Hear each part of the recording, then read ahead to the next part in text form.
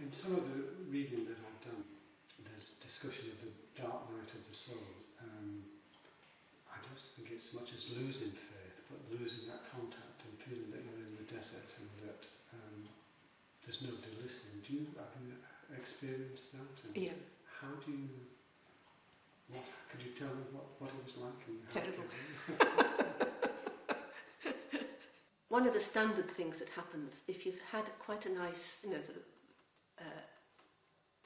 experience in prayer, and it seems to be quite a congenial way of spending your time, pretty soon after you enter religious life, that goes, and you're left with darkness, boredom, dryness, deadness, and it seems just like, as somebody once put it, you're sitting there doing nothing or talking to yourself on your knees, as somebody put it.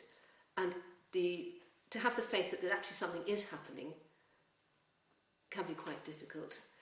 But the Carmelite tradition particularly gears people to that reality and helps one to realise that it's only the externals that are changing. There's something going on very deeply inside. You're less aware of it. There's less to feed your imagination, less to sort of write down in a notebook or anything like that, but much more going on at a much deeper level. You get to a much deeper level of self-knowledge, which is very painful. None of us usually like ourselves very much when we get close to ourselves. So it's a lot of work like that goes on, and perhaps over quite a long period of time.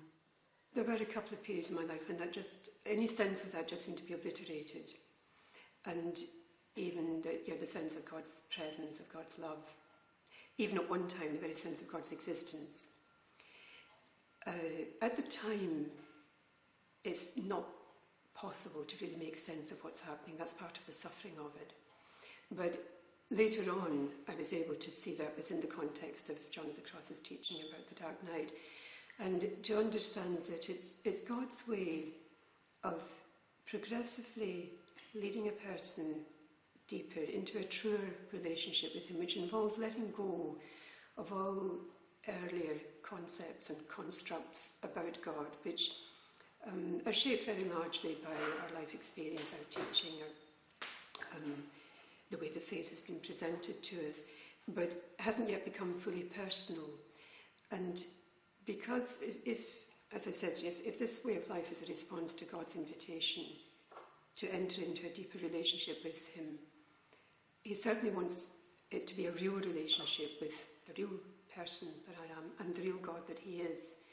And that dark night is simply God refusing to answer any longer to the sort of image or the picture, the concept that I had of God. And it's difficult to let go of that without anything immediately in its place. So you're in a sort of void for a time, grappling. God isn't answering to anything. You've lost what you had, but you haven't yet got anything else in its place. So it's only over time when, well, speaking for myself, slowly I learned to just let go, to submit to what was happening.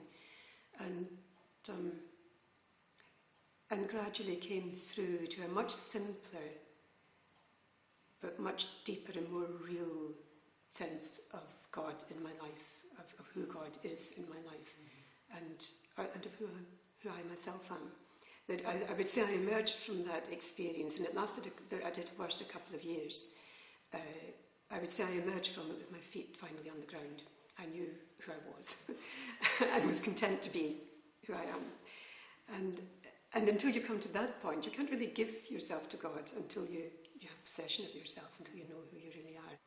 I spent about 18 years grappling with the sense that although I wanted to give God everything I had, it was such an infinitesimally worthless gift to give him, and that God more or less would politely disdaining it. And I had to battle with myself that God isn't like that. God doesn't treat people like that. God keeps his promises as much as I keep mine. But emotionally and effectively, it felt very hard, like trying to knock on the door of somebody whom you admire or revere, and feeling that they're going to just slam the door in your face if they opened it. And it was a long, long, hard time to battle with that. And what, you've made your promises, what promises do you think God would or should have made to you? That's when you talk about that. to be as faithful in love to me as I was trying to be to him. And during that long period, it seemed as though he just wasn't around, didn't care. And that's a long time to It is a long time.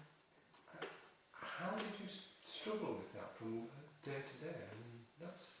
It's not always at sort of white-hot intensity, and there's lots of things to distract you. One of the big temptations is to distract oneself by getting very busy, and I was very busy during those years, just doing the ordinary chores in the house and things like that. I mean, it could be said that because the house is busy, and because you have a full day of divine service and prayer, that in a sense this is a distraction from that inner work, and that you can complacence is not quite the right word, but you know what I mean, that you can just go through the daily rituals and rhythms of life and pretend to yourself that everything is fine. Yes.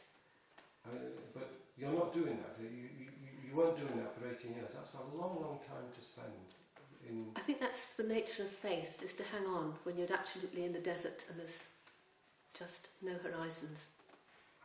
18 years is a long time. It is. And not any time during that time did you feel... No, it was not always that intense. You know, I suppose there were periods of up and down, but that was a basic background. And in the end, it was a retreat that we had, and the priest, I tried to explain to him how bad it was.